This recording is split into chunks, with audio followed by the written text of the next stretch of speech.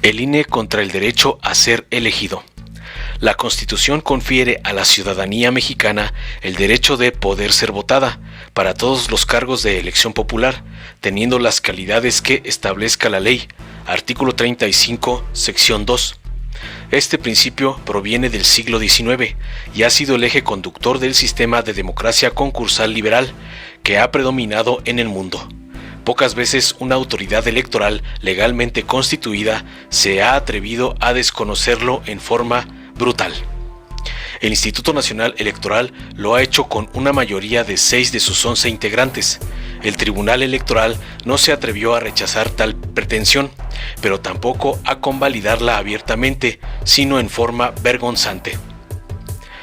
No dar registro es posible si es legal, es decir, si él o la aspirante no cumplen con las calidades establecidas para asumir el encargo. Quitar el registro en sala judicial a una persona que ostente constancia de mayoría también es posible si se demuestra que carece de alguna de las calidades que señala la ley. Pero el grupo que manipula al INE no se apegó al principio de legalidad y mucho menos respetó la Constitución. No es tan importante a estas alturas el daño personal que le hubieran causado a las y los candidatos, aunque fue posible presumir odio o repulsa en vías de discriminación. Las sustituciones de las candidaturas se hicieron a la carrera y afectaron al partido que se quería obstaculizar, pero eso también ya pasó. Los municipios, distritos o estados donde el INE operó para descartar a algún candidato ya eligieron, y por lo regular la mayoría fue obtenida por el partido que era favorito antes de las cancelaciones de candidaturas.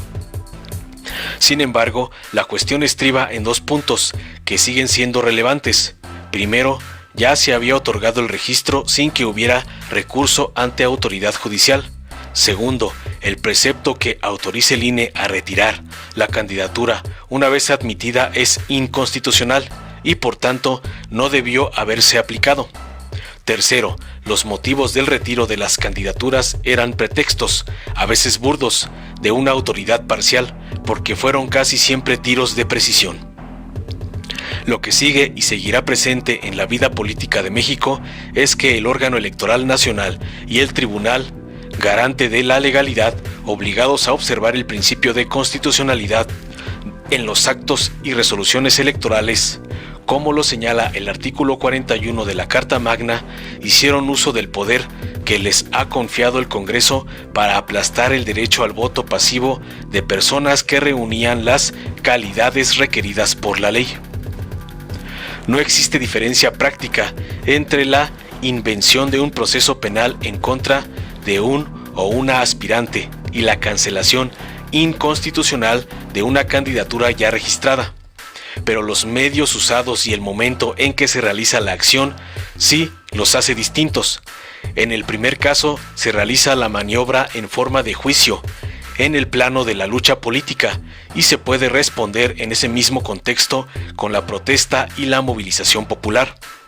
Esto es algo como el desafuero de López Obrador para impedir su candidatura en el año 2006. En el segundo caso, lo que se tiene es una decisión también política, pero burocrática y súbita, pasada de manos en un órgano judicial con semejante orientación, adoptada desde la frialdad del abuso de autoridad. Antes se había impedido el registro de precandidatos por no entregar informe financiero, pero eso caía en otra figura constitucional, relacionada con el derecho de los partidos de solicitar el registro de sus candidatos. Cuando ya se es candidato o candidata, se adopta un estatus constitucional diferente. Ya se está en el ejercicio formal del derecho de ser elegido y por tanto, para cancelar el registro se requería un procedimiento de juicio, siempre que la Constitución así lo señalara o diera pie para su realización. Tal como ocurre cuando un tribunal retira a un candidato o le revoca la constancia de mayoría por no cumplir las calidades de ley. Cancelar un registro legalmente concedido es como suspender derechos ciudadanos, lo cual, ya se ha dicho mucho, no puede hacerse más que en tribunales y mediante una causa formal llevada con todas las garantías procesales. Esto es así en el sonado caso de la candidata panista en Chihuahua, que ha obtenido la mayoría de votos y que será gobernadora a pesar de estar sujeta a un proceso penal, pero dentro del cual, o en otro cualquiera, no se le han suspendido sus derechos de ciudadanía. Pedir permiso al INE para sostener ciertas candidaturas cuestionadas por algunos consejeros electorales es lo que se implica finalmente, con el agravante de que el tribunal devolvió el asunto para no mancharse y salió ensuciado por pusilánime. Lo que ha hecho el INE con la complicidad del TRIFE tiene muy pocos antecedentes. A partir de ahora, ningún candidato o candidata puede hacer con normalidad su campaña, pues cualquiera puede ser despedido como tal, en cualquier momento, mediante un papel exhibido en sede administrativa, aunque el hecho que lo motiva pueda ser por completo desconocido por la persona invalidada. En el fondo, de lo que se trata es de disolver en una estructura burocrática devenida en instrumento de rencillas y confrontaciones políticas, el principio constitucional de poder ser votado por el pueblo en las elecciones. Es tan fuerte el golpe a la democracia concursal, por entero formalista, que mientras el grupo encabezado por Lorenzo Córdoba y Ciro Murayama, ahora ya sin los otros dos mafiosos que eran Marco Antonio Baños y Benito Nasif, continúe en el timón del aparato y del órgano de gobierno del INE. No podrá haber plena vigencia de los principios de independencia e imparcialidad de una de las instituciones básicas del pacto, precisamente concursal, que se firmó cuando el viejo sistema tuvo que dar paso a la legalización de otros partidos y tiempo después a la creación de un aparato no directamente gubernamental para hacerse cargo de los procesos electorales. A fin de cuentas, lo que predominó en el IFE-INE fue el esquema PRIAN, profundizado a partir del año de 2003. Lo que han hecho en el INE con motivo de la desaparición forzada de candidaturas legales es equivalente a los fraudes electorales del pasado, aunque por fortuna sin la trascendencia inmediata de estos. Es claro que ni siquiera pudieron cambiar la orientación de partido del electorado mayoritario en Michoacán y Guerrero, aunque evidentemente lo intentaron. El INE nunca ha sido verdaderamente imparcial, sino que ha asumido una apariencia. La vieja forma en que se designaban a los y las integrantes del Consejo General es una de las causas directas de la parcialidad siempre presente. Ni siquiera se respetaba hasta el 2020 la legislación en su pura forma. Los consejeros en su mayoría representaban a algún partido, un fraude a la Constitución. Las dos grandes multas impuestas por el IFE fueron ejecutadas después de años de jaloneos y escándalos, una por 1,000 millones al PRI y otra por cerca de 400 millones al PAN. En ese año 2000, el partido que ganó hizo uso de recursos ilícitos, pero también el que perdió en segundo lugar. No se abrió, por lo demás, ningún proceso penal. Así se produjo la alternancia, de lo que deberíamos estar por siempre agradecidos al instituto, según se ha postulado durante años. Ahora se le reclama a Morena su rijosidad con el INE, y para contrariar a ese partido se le echa en cara que su triunfo en 2018 se debió a la conducta del Instituto Nacional Electoral. Así que, según los defensores de la mafia que aún predomina en el INE, el voto sigue sin valer, pues solo es efectiva la autoridad electoral. Los partidos de oposición estuvieron de acuerdo con la cancelación de algunas candidaturas, muy escogidas, porque por un lado les convenía de momento y por el otro confían en que la composición del INE no cambie, al menos antes de 2 años, para que a nadie se le vaya a ocurrir cancelarles a ellos alguna candidatura a gobernador mediante la misma transgresión constitucional.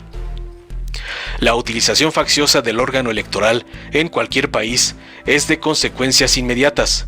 Eso no se permite.